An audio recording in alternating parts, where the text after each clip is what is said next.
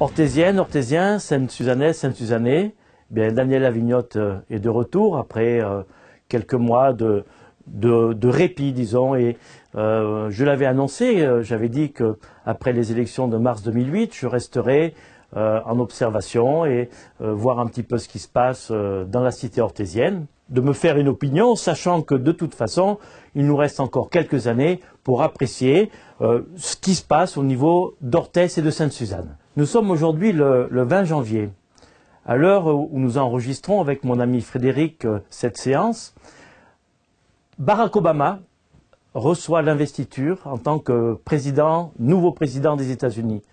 Un signe fort pour le monde entier. Première puissance mondiale, avec tout ce qui s'est passé en 2008, et tous ces changements, cette espèce de bouleversement mondial, nous allons vivre une année 2009 avec, je crois, beaucoup de rebondissements, beaucoup de difficultés. Nous ne pouvons pas, et je prends un air un peu sérieux et grave, nous ne pouvons pas, comme ça, en quelques secondes, développer tout ce qui se passe, évidemment.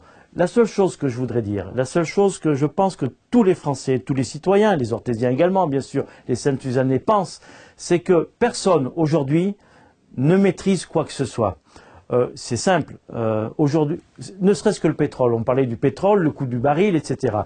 Personne n'a compris pourquoi le baril baissait et pourquoi à la pompe il ne baissait pas.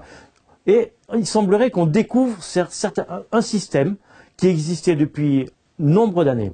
Aujourd'hui, on dit que le capitalisme est revu, que le capitalisme s'est terminé, et il va bien falloir que nous vivions tous ensemble, que le monde vive, et que nous puissions nous adapter à de nouveaux systèmes. Moi, ce que je voudrais, c'est encourager tous les dirigeants mondiaux, nos gouvernements européens, français, espagnols, toute la communauté européenne. Je veux encourager tout le monde à travailler, et travailler sans arrière-pensée, travailler vraiment pour le citoyen, pour les enfants, pour les adultes, pour les adolescents, pour la jeunesse, pour nos anciens. Et puisque je parle d'enfants, je voudrais, sur un ton grave également, dénoncer ce qui se passe, ce qui s'est passé et qui, éventuellement, il semblerait ne se passera plus, au moins avec une période, disons, d'attente d'un an.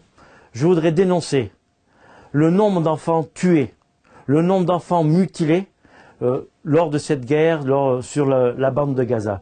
Il n'est pas question pour moi ici de développer ce problème-là. Il y a des gens beaucoup plus compétents que moi pour le faire. Vous me direz, nous sommes loin d'Orthès et de Sainte-Suzanne. Eh bien non, je dis que non, parce que cette résultante de cette mondialisation qui est en train de péricliter, qui est en train de dégringoler, il ne faut pas avoir peur des mots et des termes, elle se reporte partout. Nous vivons un monde aujourd'hui, que ce soit à Orthès ou ailleurs bien sûr, un monde d'égoïstes. Ce monde d'égoïsme, il va falloir que ça change, il va falloir trouver des solutions, il va falloir être un peu plus humain quelque part et s'attacher davantage aux valeurs humaines. Et ce n'est pas le moment bien sûr de critiquer systématiquement ce qui s'est passé depuis mars 2008. Vous le savez, vous me connaissez déjà, ce n'est pas ma mentalité.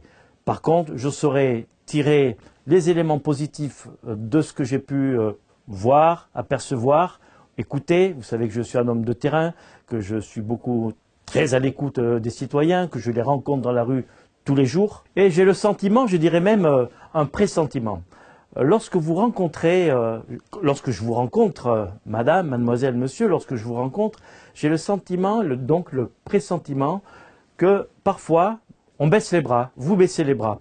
Et je comprends évidemment ce qui peut se passer dans nos têtes en simple citoyen et de plus étant un professionnel de la finance quelque part. Je comprends le souci surtout des petits épargnants devant ces scandales de Madoff et compagnie où on parle de 50 milliards de dollars et comme ça on ne sait pas comment un seul homme, d'ailleurs personnellement je n'y crois pas, 50 milliards de dollars, un seul homme, j'y crois pas. Par contre, les répercussions sont absolument catastrophiques et je comprends très bien aujourd'hui que le petit épargnant, entre guillemets, ne s'y retrouve pas et je me demande effectivement dans quelle mesure il va pouvoir s'y retrouver. Lorsque je me suis battu en début d'année pour les municipales 2008, je laissais entendre qu'il y avait un manque de communication à Orthès. Bien aujourd'hui, je pensais qu'on en aurait davantage, que la communication, certes la communication par les hommes, les femmes, les hommes, se fait différemment et elle me semble qu'elle est beaucoup plus positive qu'autrefois. Par contre, au niveau de la communication, de ce qui peut se faire de bien à Orthès, je reviens toujours à la même chose. Je ne vois pas grand-chose venir, si ce n'est qu'on parle beaucoup de culture. Et là, je reconnais que M. René Descazeaux fait un travail de terrain tout à fait honorable. Mais j'aimerais aussi que certains d'autres projets puissent poindre à l'horizon, sachant que l'immobilier, on sait ce qu'il est à Orthès, on en parle beaucoup dans les journaux. L'emploi également devient un gros problème à Orthès, les entreprises ont fermé.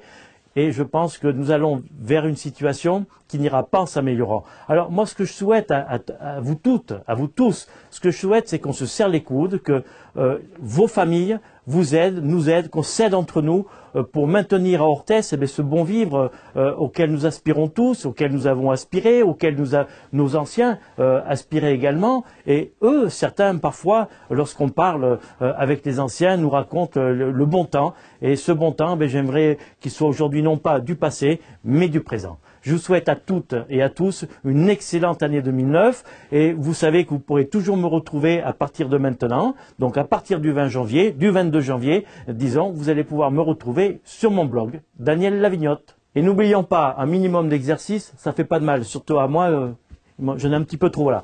Alors, bonne année à toutes et bonne année à tous.